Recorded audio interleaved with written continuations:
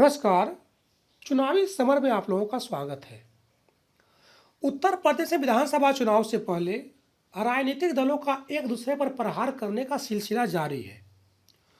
चुनावी मैदान में चल रहे जुबानी हमलों के क्रम में अब बहुजन समाज पार्टी की प्रमुख और पूर्व मुख्यमंत्री मायावती ने भी हमलावर रुख कायम किया है। मायावती ने इस बार राज्य में सत्ताधारी बीजेपी और बसपा की पारंपरिक प्रतिद्वंदी समाजवादी पार्टी को निशाना बनाया है। उन्होंने बढ़ती महंगाई और अयोध्या को लेकर जहां बीजेपी पर हमला किया है, वहीं सपा अध्यक्ष अखिलेश यादव के जिन्ना पर बयान को लेकर उन्हें भी निशाना बनाया है। आपको बता दें कि मायावती ने कहा है कि बीजेपी के कथनी और करनी में जमीन आसमान का अंतर है। उन्होंने कहा कि बीजेपी को जनता की परवाह नहीं है। मायावती ने कहा कि जनता महंगाई भूलने वाली नहीं है, लोग महंगाई में रिकॉर्ड वृद्धि को भी नहीं भूले हैं। उन्होंने कहा कि भले ही सरकार ने सांकेतिक कटौती की है, पर लोग उसे देखेंगे और सबक सिखाएंगे। बसपा प्रमुख ने कहा कि बीजेपी समाजवादी पार्टी के साथ मिलकर जिन्ना और अयोध्या जैसे मुद्दों को उठा रही है ताकि चुनाव को सांप्रदायिक रूप से प्रभावित किया जा सके।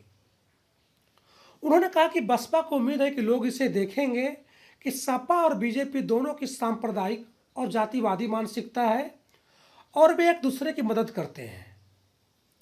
इसके साथ ही बसपा प्रमुख ने कांग्रेस पर तंज कसते हुए कहा कि 40% टिकट देने की बात करने वाली कांग्रेस विधानसभा और लोकसभा में 35% महिला आरक्षण नहीं दे पाई।